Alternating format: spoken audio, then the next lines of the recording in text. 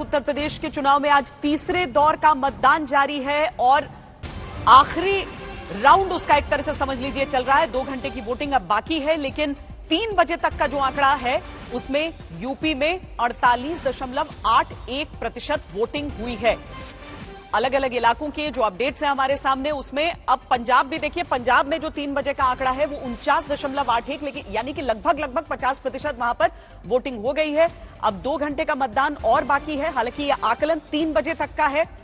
59 सीटों पर उत्तर प्रदेश में 48.81% मतदान। पहले हम सीधे आपको लिए चलते हैं पंजाब के बठिंडा, जहां से हमारे साथ इस समय सत्येंद्र चौहान जुड़े हैं।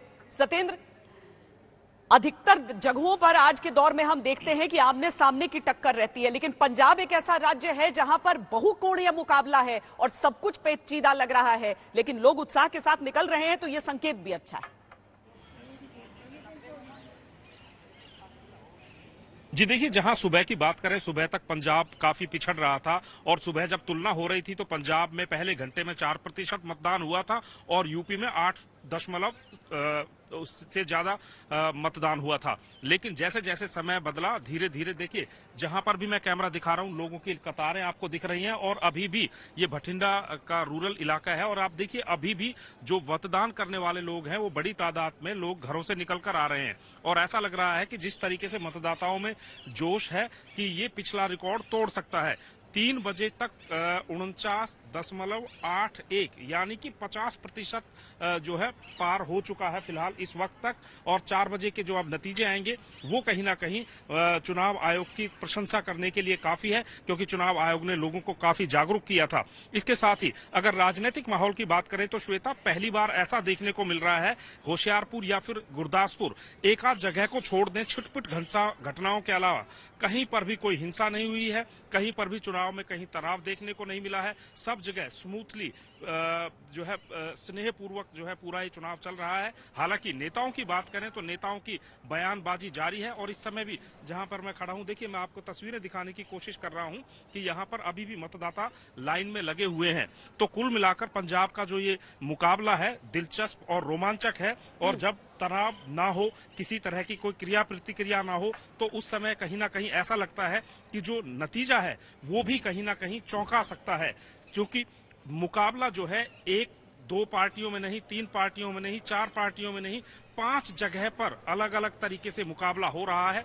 और जो सबसे बड़ी तादाद में पंजाब को कहा जाता है कि किसानों से भरा हुआ प्रदेश है, तो वहां पर किसान खुद से अपना संगठन बनाकर चुनाव लड़ रहे हैं। तो यहाँ पर अब जो नतीजा होगा उस पर सबकी निगाहें लगी रहेंगी और वो नतीजा किस तरफ जाता है। हालांकि दावे और वादे की बात करें तो हर नेता दावा कर रहा है कि जीत उनकी होगी, लेकिन के हिसाब से बता रहा है कि संजय जी, जब एक ऐसा स्टेट होता है जहां पर इतना बहुकोणीय कॉन्टेस्ट होता है और खासकर पंजाब जैसा स्टेट जहां पर भावनात्मक तौर पर बड़ा वोलेटाइल स्टेट है, आज से 5 साल पहले जब वहां पर ग्राउंड रिपोर्टिंग में कर रही थी तो जो लोग बोलते थे और आज की तारीख में जब जाती हूं तो वो बहुत कुछ बदल जाता है और बहुत तेजी से बदलता है।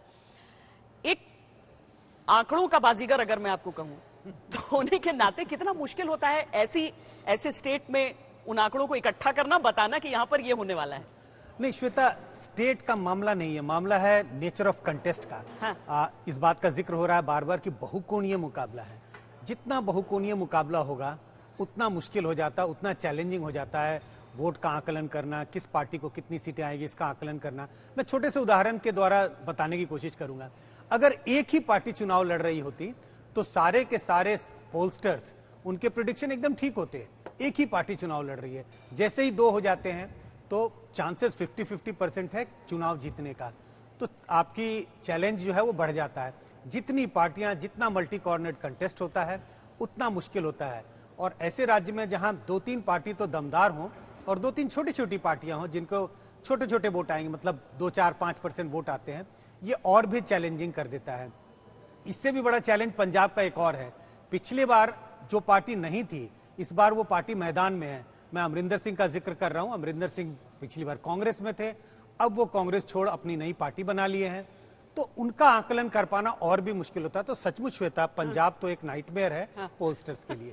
लेकिन विनोद जी, जो न केवल ये आकलन बल्कि वो नई पार्टी जब संजय जी ने कहा तो मुझे लगा कि शायद किसानों की पार्टी भी बोलेंगे, क्योंकि किसानों की नाराजगी जो है उसको सब टैप करने की कोशिश कर रहे थे, पर उनकी तो अपनी पार्टी बन गई। नहीं, देखिए, किसानों की पार्टी बनी जरूर है, लेकिन किसानों की पार्टी के साथ समस्या ये है कि किसानों की पार्टी एक तो तुरंत चुनाव के पहले बनी, तो जो एक पॉलिटिकल स्ट्रक्चर होता है किसी भी राजनीतिक दल का, वो उसका नहीं है।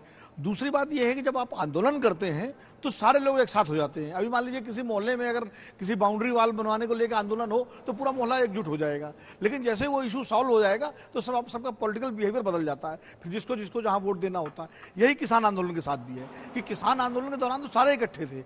अब किसानों की जो 35-36 जो जत्थेबंदियां जो पंजाब की यहाँ आई थी, उनमें खाली 2 बड़ी जत्थेबंदियां हैं जो चुनाव में हैं, एक चढ़ूनी जो हरियाणा से हैं और एक दूसरे राजेवाल, और उनके साथ कुछ लोग और हैं। अब जो प्रमुख तमाम बड़ी जत्थेबंदियां जैसे उग्राहा है और दल है वो चुनाव मैदान में नहीं है। तो कुल मिला के किसानों की पार्टी कोई बहुत प्रभाव नहीं डाल पा रही जो आ रही है। हाँ, कैप्टन अमरिंदर सिंह और भारतीय जनता पार्टी का जो गठबंधन है, वो किसका वोट कितना काट रहा है, ये इसका आकलन अगर संजय जी करें या इनके जैसे जो सेफोलॉजिस्ट हैं वो लोग करें तो कुछ तस्वीर साफ हो सकती है। क्योंकि देखिए, आमतौर पर पंजाब में मैं इसको त्रिकोणी कहूँगा, एक तरफ आम आदमी पार्टी, कांग्रेस और शिरोमणि अकाली दल और बहुजन समाज पार्टी का गठबंधन, ये 3 फोर्सेस हैं जो सामने आपको मैदान में लड़ती हुई दिखाई पड़ेंगी, जिनके बारे में लोग चर्चा करेंगे। कैप्टन अमरिंदर सिंह और बीजेपी का गठबंधन है, उसके बारे में लोग यही कहते हैं ज़्यादातर कि वोट कटवा की भूमिका में ज़्यादा है, जो अगर आप पंजाब के लोगों से बात करें। और किसानों की पार्टी का कोई ज़्यादा जिक्र करता नहीं है। मैंने बहुत सारे लोगों से बात की, हमारा अखबार भी वहाँ से है, तो ज़्यादातर इन्हीं 3 की बात होती है। मुख्य रूप से तो कांग्रेस और आम आदमी पार्टी की बात होती है, और उसके बाद शिरोमणि अकाली दल, बहुजन समाज पार्टी के गठबंधन की बात होती है।